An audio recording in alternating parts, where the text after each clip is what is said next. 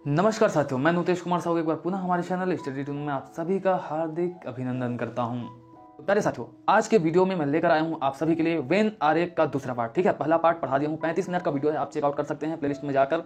मानसिक योग्यता का फोल्डर बना हुआ है, 15 वीडियोस है। ठीक है, तो ये वीडियो मानसिक योग्यता का 16वां वीडियो होगा। इसी प्रकार से आपका हिंदी और सामान्य ज्ञान के भी वीडियोस आपको मिल रहे हैं, क्लासेस चल रहे हैं, तो उसके भी फोल्डर्स जो है आपको प्लेलिस्ट में मिल जाएगा और वहाँ आपको सारे वीडियोस मिल जाएंगे, या फिर सभी वीडियोस का लिंक जो है डिस्क्रिप्शन बॉक्स में होता है, आप वहाँ से चेकआउट कर सकते हैं। साथियों, अगर वीडियो पसंद आता है तो बिल्कुल हमारे वीडियो को लाइक कीजिएगा, हमारे चैनल को सब्सक्राइब कीजिएगा और बेल आइकन को प्रेस कीजिएगा ताकि हमारे जितने भी वीडियोस हैं आप सभी तक पहुँच पाए। तो प्यारे साथियों, ये वेन आरेख का दूसरा पार्ट है। कौन सा पार्ट? दूसरा पार्ट। इससे पहले आप देख लीजिए इसका पहला पार्ट, अगर नहीं देखे पहला पार्ट तो ठीक है, उसका भी लिंक डिस्क्रिप्शन बॉक्स में डाल देता हूँ। जब पहला पार्ट देखेंगे ना तभी ये दूसरा पार्ट समझ में आने वाला है। और इस दूसरे पार्ट में आपके 2017, 2018, 2019 के क्वेश्चन भी कवर कर रहा हूँ। ठीक है, तो चलिए शुरू करते हैं आज का वीडियो।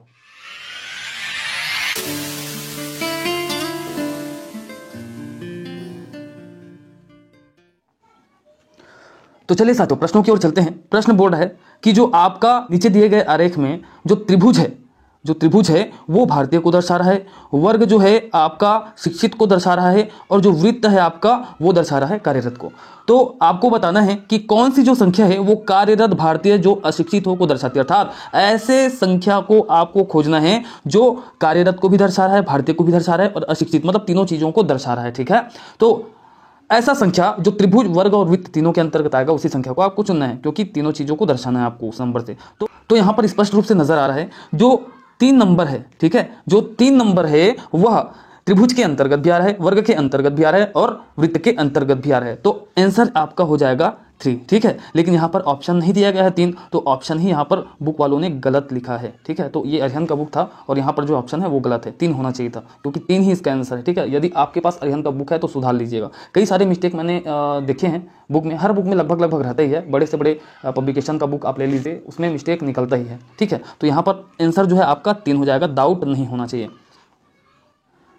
चलिए, दूसरा प्रश्न आपका कहता है नीचे दिए गए वेन आरेखों में से कौन सा आरेख दिए गए 3 वर्ग पति पत्नी तथा परिवार के बीच संबंध को सही तौर पर निरूपित करता है। सही निरूपण करने वाले वेन आरेख का अक्षरांक ही उत्तर आपका होगा। ठीक है, तो पति पत्नी और परिवार, यहां पर 3 चीज है ऑप्शन में, पति पत्नी और परिवार, इन तीनों चीजों को दर्शा दे तो ऐसा वेन आरेख आपको चुनना है, वैसी आकृति आपको चुननी है। ठीक है, तो जो पति पत्नी है वो परिवार के अंतर्गत ही आता है ना। पति पत्नी जो है अलग अलग है, पति पत्नी अलग अलग है, परंतु वो किसके अंतर्गत आता है? परिवार के अंतर्गत। तो आपका क्या हो जाएगा? ये हो जाएगा परिवार, और जो पति और पत्नी है वो अलग अलग है, वो उस परिवार के अंतर्गत आ जाएगा। ठीक है, तो ये जो पहला जो बड़ा वृत्त है वो परिवार को दर्शाएगा। किसको दर्शाएगा? परिवार को दर्शाएगा। और जो ये और ये पति पत्नी को दर्शाएगा। ठीक है, ये दोनों, तो पति पत्नी जो है परिवार के अंतर्गत आ जाएगा। क्लियर है? तो ये कौन सा सही हो जाएगा भाई? आपका ये वाला ऑप्शन नंबर सी जो है आपका सही हो जाएगा। ठीक है, क्लियर है? इसको मैं समझा चुका हूं, ऑप्शन नंबर सी आपका आंसर हो जाएगा।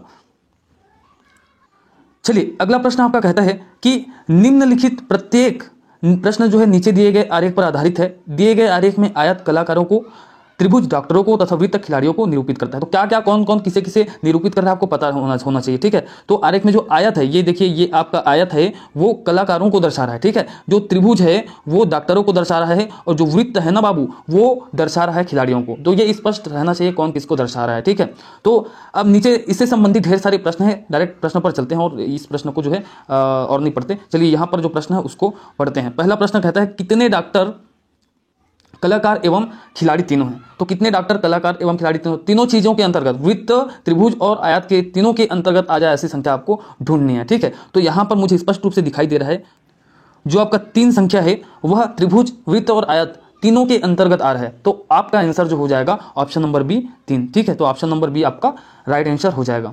चलिए, कितने खिलाड़ी कलाकार हैं, कितने कलाकार खिलाड़ी हैं, यह आपको बताना है। मतलब कलाकार को दर्शा रहा है आयत, और वृत्त जो है दर्शा रहा है खिलाड़ी को। तो आयत और वृत्त के अंतर्गत ऐसा कौन सा नंबर है आपको ढूंढना है।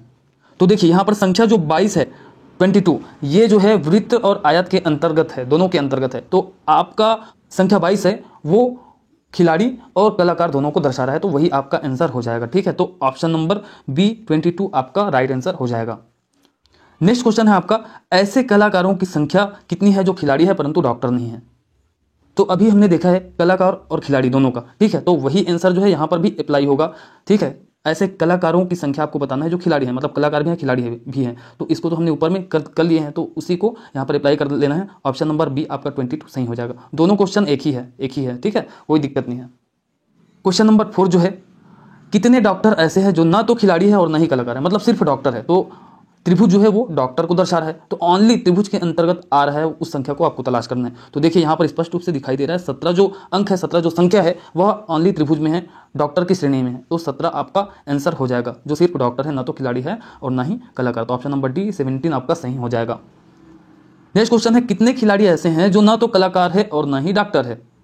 तो ओनली खिलाड़ी है, उसे तलाश करना है। तो खिलाड़ी को कौन दर्शा रहा है भाई, वृत्त दर्शा रहा है। तो ओनली वृत्त के अंतर्गत जो संख्या आ रहा है उसी को लेना है। तो देखिए 25 आपका ओनली वह संख्या है जो सिर्फ वृत्त में है, अर्थात सिर्फ खिलाड़ी के श्रेणी में है। तो ऑप्शन नंबर बी 25 आपका सही हो जाएगा। ठीक है, आई होप समझ में आ रहा है। तो चलिए अगले प्रश्नों की ओर चलते हैं। अगला प्रश्न कहता है कि जो आयत है वह प्रबंधकों को दर्शा रहा है। ठीक है, आयत जो है प्रबंधकों को दर्शा रहा है, त्रिभुज जो है स्त्रियों को दर्शा रहा है और वृत्त जो है गायकों को दर्शा रहा है। ठीक है, आयत प्रबंधक, त्रिभुज स्त्रियों और वृत्त जो है गायकों को दर्शा रहा है। अब प्रश्न पर चलते हैं। चलिए, प्रश्न इस प्रकार से है, ऐसी स्त्रियों की संख्या कितनी है जो गायक है परंतु प्रबंधक नहीं है। तो यहाँ पर देखिए पर्टिकुलर आपका जो 15 की संख्या में ओनली गायक है, लेकिन 7 की संख्या में देखिए स्त्री है और गायक भी है। ठीक है, तो ये भी आपका गायक है, क्योंकि ये स्त्री तो है लेकिन प्रबंधक तो नहीं है ना, लेकिन गायक है। तो ये 15 7 आपका कितना हो जाएगा, 22 आपका ऑप्शन हो जाएगा, जो कि गायक है परंतु प्रबंधक नहीं है। ठीक है, तो यहाँ पर 19 का ऑप्शन यहाँ भी नहीं दिया गया है, तो यहाँ भी ऑप्शन आपका जो है गलत है। ठीक है, ऑप्शन पब्लिकेशन के द्वारा गलत छापा गया है। 22 जो है आपका ऑप्शन में होना चाहिए, क्योंकि 22 जो है आपका आंसर बन रहा है। ठीक है, क्योंकि आप ही देख लीजिए 15 तो पर्टिकुलर गायक है, लेकिन 7 की संख्या में देखो, 7 की जो संख्या है वो वृत्त के अंतर्गत भी आ रहा है। हालांकि वो स्त्री को भी दर्शा रहा है लेकिन गायक को भी दर्शा रहा है, और ऐसे गायक की तलाश करना है जो प्रबंधक बस ना हो। तो भाई यहाँ पर जो 7 है वो स्त्री भी है गायक भी है ना। आपका शर्त कहता है कि ओनली प्रबंधक ना हो। ठीक है, तो 7 भी जुड़ेगा, तो आपका आंसर जो है 22 हो जाएगा। ठीक है, ख्याल रखें आपके पास अरिहंत का बुक हो तो सुधार लीजिएगा। चलिए अगला प्रश्न है, ऐसी स्त्रियों की संख्या कितनी है जो कि प्रबंधक तथा गायक दोनों है। मतलब स्त्री तो है ही साथ प्रबंधक भी है और गायक भी है, तो तीनों के श्रेणी में आ रहा है। तीनों के श्रेणी में जो आ जाए उसी संख्या को लेना है, मतलब देखना है ऐसा कौन सा जो संख्या है वो वृत्त, त्रिभुज और आयत तीनों के श्रेणी में आए। तो संख्या 4 जो है वो त्रिभुज के अंतर्गत भी आ रहा है, वृत्त के अंतर्गत भी आ रहा है और आयत के अंतर्गत भी आ रहा है। तो संख्या नंबर 4 जो है आपका आंसर हो जाएगा। देखते हैं, तो यहाँ पर ऑप्शन नंबर ए है संख्या 4, तो ये सही हो जाएगा। ऐसे प्रबंधकों की संख्या कितनी है जो ना तो स्त्री है और ना ही गायक है, अर्थात ओनली प्रबंधक को आपको तलाश करना है। तो देखिए ओनली प्रबंधक है, स्पष्ट रूप से नजर आ रहा है 35। तो 35 देखिए कहाँ पे है, ऑप्शन नंबर ए पर है 35, तो ये आपका राइट आंसर हो जाएगा। ऐसे गायकों की संख्या कितनी है जो ना तो स्त्री है और ना ही प्रबंधक है, अर्थात ओनली गायक की संख्या आपको खोजना है। तो देखिए यहाँ पर 15 जो है वो ओनली गायक को दर्शा रहे हैं, तो वही आपका सही हो जाएगा। ठीक है, तो ऑप्शन नंबर सी आपका 15 सही हो जाएगा। तो अगला प्रश्न है, ऐसे प्रबंधकों की संख्या कितनी है जो कि स्त्री है परंतु गायक नहीं है, मतलब सिर्फ प्रबंधक और स्त्री के अंतर्गत आए। तो देखते हैं, तो यहाँ पर संख्या जो 9 है वो आयत और त्रिभुज अर्थात स्त्री और प्रबंधक दोनों को दर्शा रहा है। तो जो संख्या नंबर है वो आपका आंसर होगा। देखते हैं संख्या नंबर 9 है कि नहीं है, तो ऑप्शन नंबर डी आपका 9 सही हो जाएगा, राइट आंसर हो जाएगा। ठीक है, तो चलिए चलते हैं अगले प्रश्नों की ओर। अब यहाँ पर आपको आरेख दे दिए गए हैं, वेन आरेख है ना, और नीचे आपको ऑप्शन भी दे दिया गया है। ठीक है, अब ये ऑप्शन जिस भी आरेख द्वारा क्लियरिफाइड होंगे उस आरेख को आपको चुनना है, आपको टिक करना है। ठीक है, तो चलिए करते हैं। यहाँ पर 16वां नंबर का प्रश्न है, दिल्ली, कुतुब मीनार, भोपाल। तो यहाँ पर संबंध आपको ढूंढना है। चलिए ढूंढिए क्या संबंध हो सकता है। तो चलिए मैं बताता हूँ, जो कुतुब मीनार है ना वो कहाँ स्थित है, दिल्ली में स्थित है, जबकि जो भोपाल है वो मध्य प्रदेश की राजधानी है। मतलब जो भोपाल है वो अलग थलग है और दिल्ली और कुतुब मीनार एक ही संबंध में आता था। जो कुतुब मीनार है वो दिल्ली के अंदर स्थित है, तो ये रहा आपका दिल्ली, और इसके अंतर्गत हो जाएगा कौन, कुतुब मीनार, और अलग थलग कौन हो जाएगा, भोपाल हो जाएगा। तो इस प्रकार का आरेख बनेगा, तो कौन सा ऑप्शन सही हो जाएगा, ऑप्शन नंबर बी आपका सही हो जाएगा। ठीक है, कौन से प्रश्न के लिए, 16वें प्रश्न के लिए ऑप्शन नंबर बी सही हो जाएगा। अब 17वें प्रश्न को देखते हैं। 17वां प्रश्न है, दरवाजा, खिड़की और घर। तो जो दरवाजा और खिड़की है ना वो घर के अंतर्गत आता है भी, तो ये बना दीजिए, ये आपका घर हो गया और ये हो गया दरवाजा और ये हो गया आपका खिड़की। तो कौन सा सही हो जाएगा, ऑप्शन नंबर डी 17वें नंबर के लिए सही ऑप्शन होगा, सही आंसर हो जाएगा। चलिए उसी प्रकार देखिए नंबर 18, ब्रेड, गेहूं और आटा। बड़ा मजेदार ऑप्शन है, मजा आएगा।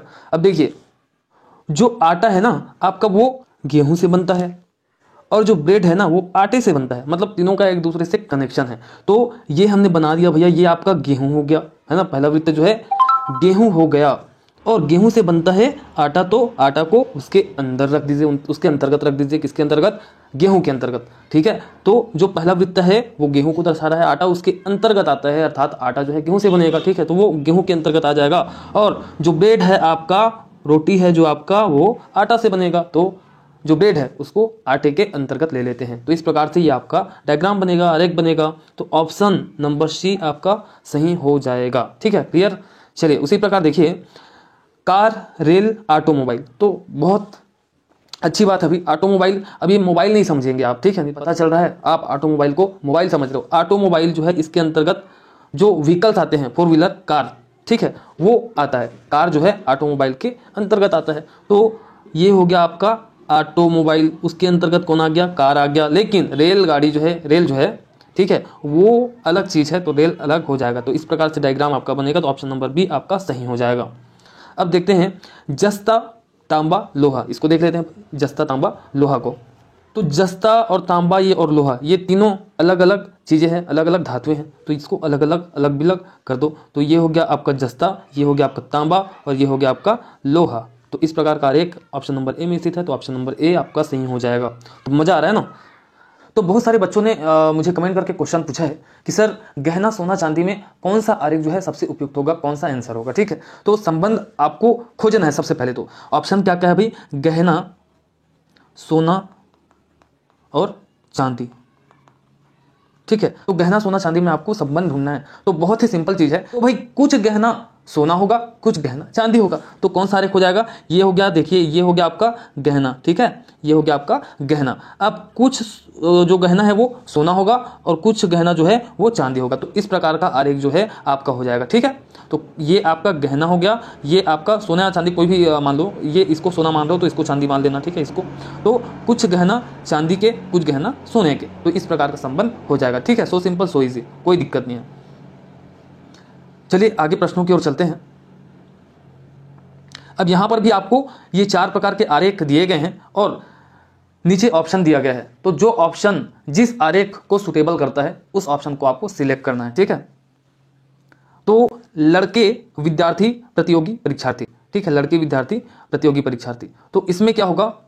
लड़के विद्यार्थी भी होंगे और प्रतियोगी परीक्षार्थी भी होंगे, ठीक है। तो तीनों का कॉम्बिनेशन, तीनों में एक दूसरे का संबंध है, ठीक है। जब तीनों का कॉम्बिनेशन हो, तो जब मैं पढ़ाया था 5वां प्रकार, बीच में बताया था, आपने वीडियो में देखा है कि नहीं मुझे पता नहीं, अगर नहीं देखे होंगे तो देख सकते हैं, ठीक है। बीच में बस एक उदाहरण दिया था आप लोगों को उसमें, ठीक है, जब समझाया था। तो तीनों मिक्सचर हो रहे हैं, ठीक है। तो ये हो जाएगा लड़के, ये हो जाएगा विद्यार्थी और ये हो जाएगा आपका परीक्षार्थी। तो इस प्रकार का संबंध बनेगा, अर्थात कुछ लड़के विद्यार्थी भी होंगे और प्रतियोगी परीक्षार्थी भी होंगे, कुछ विद्यार्थी लड़के भी होंगे और प्रतियोगी परीक्षार्थी भी होंगे, और कुछ प्रतियोगी परीक्षार्थी लड़के भी होंगे और कुछ प्रतियोगी परीक्षार्थी विद्यार्थी भी होंगे, अर्थात कुछ कुछ तीनों का जो हिस्सा है वो तीनों के लिए होगा।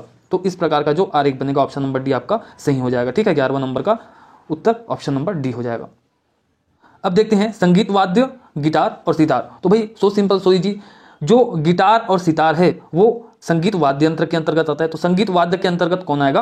गिटार और सितार। तो ये हो गया आपका संगीत वाद्य, और जो गिटार और सितार अलग अलग चीजें हैं, तो गिटार और ये सितार, इस प्रकार से आपका आंसर हो जाएगा। तो ऐसा ऑप्शन ढूंढते हैं भी कहाँ पे है, तो ये ऑप्शन नंबर बी आपका हो जाएगा। उसी प्रकार देखिए रेल, बस, टैक्सी। तो भाई ये तो और इजी है, क्योंकि रेल और बस और टैक्सी ये तीनों चीजें जो है वो अलग अलग है। तो ये हो गया रेल, ये हो गया बस, ये हो गया टैक्सी। तो इस प्रकार का ऑप्शन कहाँ पे है? ऑप्शन नंबर ए पर स्थित है। तो ये आपका सही हो जाएगा। चलिए अगला क्वेश्चन है फल, सब्जी, बैंगन। 3 ऑप्शन दिए गए हैं। तो यहाँ पर आप जानते हैं जो फल वो अलग चीज है और जो बैंगन है वो सब्जी के अंतर्गत आएगा, ठीक है। तो सो सिंपल, सो इजी, ये बना दीजिए सब्जी, है ना, इसके अंतर्गत कौन आ जाएगा? बैंगन आ जाएगा, क्योंकि बैंगन आपका सब्जी है, ठीक है। लेकिन फल जो है वो अलग चीज है, तो वो अलग हो जाएगा। तो इस प्रकार से आपका आरेख बन जाएगा, ऑप्शन नंबर सी आपका सही हो जाएगा। अब यहां पर देखिए जल, हाइड्रोजन और नाइट्रोजन। तो भाई जल के अंतर्गत जो है आपका हाइड्रोजन उपस्थित होता है, जल के अंदर हाइड्रोजन उपस्थित होता है, तो ये हो गया आपका जल, पहला आरेख जो है ये जल हो जाएगा और उसके अंतर्गत आप डाल दीजिए हाइड्रोजन को, लेकिन जो नाइट्रोजन है वो अलग थलग होता है, तो ये भी ऑप्शन नंबर सी सही हो जाएगा। ठीक है, तो आई होप आपको समझ में आया होगा। अगर आपको और क्वेश्चंस के हल चाहिए तो स्टडी ट्यून 9 आप फॉलो करें और वहीं पे आप क्वेश्चन भेज सकते हैं, हम आपके जितने भी डाउट्स हैं वहीं पे क्लियर कर देंगे। ठीक है, स्टडी ट्यून 9 हमारा इंस्टाग्राम है, याद रखिए। तो चलिए आप सभी को 2017, 2018, 2019 प्री डीएलएड के क्वेश्चंस की ओर ले चलते हैं। तो यहाँ पर देखिए 2017 में आपको पूछा गया था, छत्तीसगढ़ प्री डीएलएड परीक्षा 2017 में पूछा गया था आपको, निम्न आकृतियों में से कौन सी बैंगन मांस सब्जियों के बीच संबंध को दर्शाती है। तो देखिए बैंगन जो है वो किसके अंतर्गत आएगा, सब्जियों के अंतर्गत आएगा, लेकिन मांस जो है वो अलग चीज है, तो ये हो गया सब्जी, सब्जी के अंतर्गत बैंगन आ जाएगा और मांस जो है अलग चीज है, तो इस प्रकार का ऑप्शन सही हो जाएगा। तो ये ऑप्शन कहाँ पे है, ऑप्शन नंबर सी पे है, तो ऑप्शन नंबर सी आपका सही हो जाएगा। ये 2017 छत्तीसगढ़ प्री डीएलएड का प्रश्न था बाबू, है ना। चलिए उसी प्रकार 2018 देखिए एक एक प्रश्न पूछा गया है, वेन डायग्राम से एक एक प्रश्न पूछा गया है। तो 2018 में भी एक प्रश्न पूछा गया था, तो कौन सा प्रश्न है वही देखते हैं। निम्नलिखित में से कौन सी आकृति चीन, एशिया तथा इटली के बीच के संबंध को दर्शाती है। तो आप सभी जानते हैं जो चीन है वो एशिया महाद्वीप के अंतर्गत आता है, तो ये हो जाएगा आपका एशिया महाद्वीप और उसके अंतर्गत आ जाएगा चीन। परंतु जो इटली है वो अलग महाद्वीप में आता है, तो इटली जो है आपका वो अलग थलग हो जाएगा। तो इस प्रकार से ये ऑप्शन होगा, तो कहाँ पे ऑप्शन है, ऑप्शन नंबर डी आपका सही हो जाएगा। ठीक है, 2018 का प्रश्न है बाबू, तो ऑप्शन नंबर डी आपका सही हो जाएगा। उसी प्रकार 2019 के प्रश्न को देख लेते हैं। तो 2019 का प्रश्न है, निम्न आकृतियों में पेन, पेंसिल तथा स्टेशनरी के संबंध को सही ढंग से कौन चित्रित करता है। तो भाई पेन और पेंसिल दोनों ही स्टेशनरी के अंतर्गत आएगा। देखिए पेन और पेंसिल दो अलग चीजें हैं, परंतु वो किसके अंतर्गत आएगा, स्टेशनरी के अंतर्गत आएगा। तो ये हो जाएगा स्टेशनरी और उसके अंतर्गत पेन और पेंसिल आ जाएंगे, तो ये ऑप्शन नंबर सी आपका सही हो जाएगा। बहुत ही सरल टॉपिक था, बहुत मजेदार टॉपिक था। आई होप सारा डाउट क्लियर हो गया होगा आपका। अगर ये वीडियो आपको पसंद आता है तो बिल्कुल लाइक कीजिएगा, हमारे चैनल को सब्सक्राइब कीजिएगा और बेल आइकन को प्रेस कर दीजिएगा, ऑल पे सेलेक्ट कर लीजिएगा, क्योंकि इसी प्रकार से उपयोगी और मजेदार वीडियो आप सभी के लिए लेकर के आते रहते हैं। तो प्यारे साथियों आज के वीडियो में बस इतना ही, मिलते हैं अगले वीडियो में, तब तक के लिए जय हिंद, जय जोहार, जय छत्तीसगढ़।